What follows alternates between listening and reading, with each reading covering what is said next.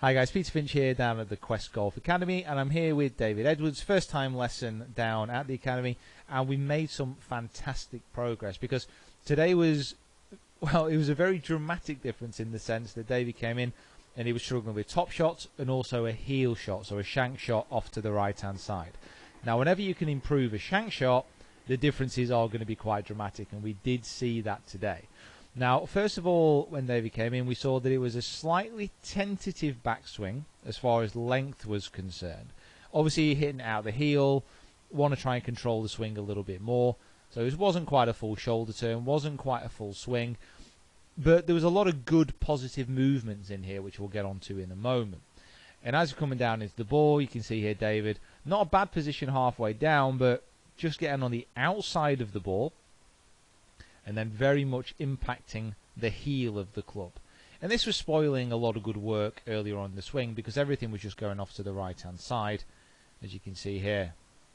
Now what we noticed is that when David was getting set up, he was quite upright, so there wasn't much actual tilt over with the spine here. The hips were quite forward, and then the arms and the hands and the club shaft were in quite a straight line.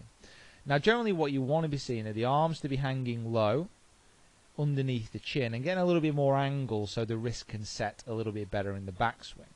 And we really did change that quite dramatically. So you can see here, hands hanging much lower, hips back much more, and all around stronger posture. Now the reason for this, one of the reasons for this, is as David was swinging the club away, just look what happens. So then the spine gets into a more tilted position and the head moves towards the ball. Now, unless David suddenly makes a maneuver here to get out the way, that club is going to be returning to the ball further away from him, further outside the ball than he wants, and that's what was causing that heel strike. And the feeling that we actually got David to do, and this was an unusual feeling. This was an unusual feeling. We got David to feel like his head during the backswing was actually moving that way. He was moving backwards. So he was maintaining the posture, having a much fuller backswing, and because of that, managed to keep his head very still. Now normally, for most people, this might not work. It's such an unusual feeling, but for David today, it worked. So combined with that much fuller swing, head stayed much stiller, stayed much more centered on the downswing, and therefore much more contact with the middle of the golf club. Now there are things here in David's swing that we do need to work on. The changes have certainly made the path coming through the ball much more from the inside, so he was hitting nice little draws out there, which, well, neither of us were complaining about when compared to the heel strike.